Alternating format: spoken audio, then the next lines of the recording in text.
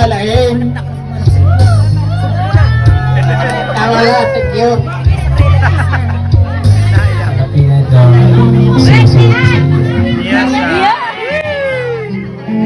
Bawat kikitain ko sa ina, pangako.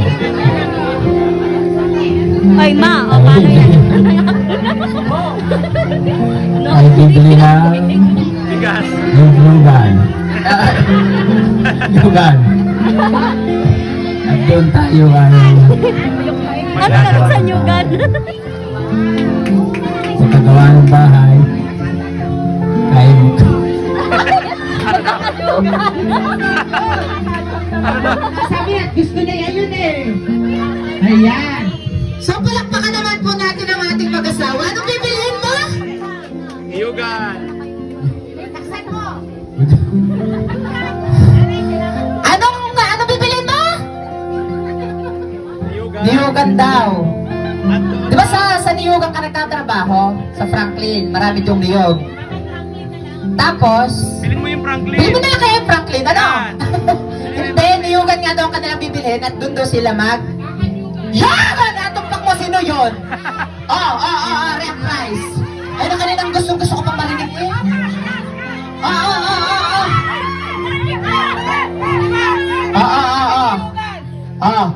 Ulitin mo, sinabi mo. Sila ay bibili ng niyugan at sila ay magkakanyugan. Malakpakan naman po natin ang ating mag-asawa. Nagpapasalamat ko sa inyo po lahat. Talagang araw na to ay hindi ko na malilimutan. Salamat po. Nagpapasalamat po ako sa lahat ng nakiisa, tumulong at tumalo sa aming big day. Lalong-lalo na po sa mga pamilya po ni Dong, sa mga kapatid, sa mga tiyang nanulungan, sa mga nagbugas, gumawa ng bilik, naggaya, mga nanulungan, tsaka doon po sa mga tiya kong super supportive. Salamat po sa cakes, kay Tia Jocelyn at tsaka kay Yen, sa host, Veg by Saldo, kay Tita Mabel, thank you very very big, kay Nene, sa mga dessert, thank you, Eunice, salamat sa gayak, kay Tunet, salamat sa punong abala, at syempre po, salamat po sa aking mga in-law, salamat po sa buong pagtanggap sa akin, tsaka po sa aking mga inay at tatay, inay,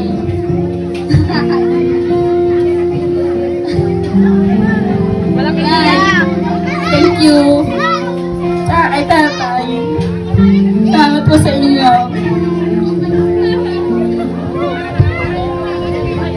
Thank you po. Ayaw kami, naiiyak ako. Salamat po talaga.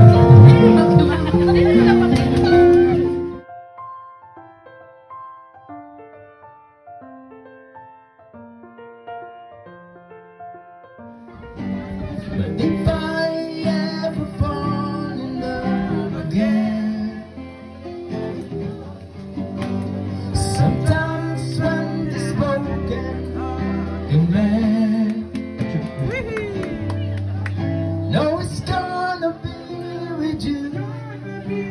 You're the one that pulled you, so I turn away. If I ever fall in love again, ito tayo sa huli. Palagi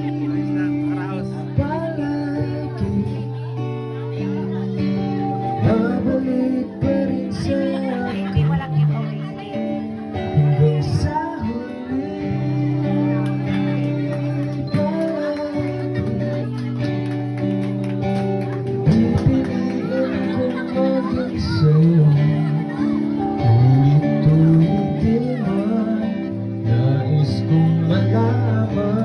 Yes, at tinatawagan ko yung ating newlywed.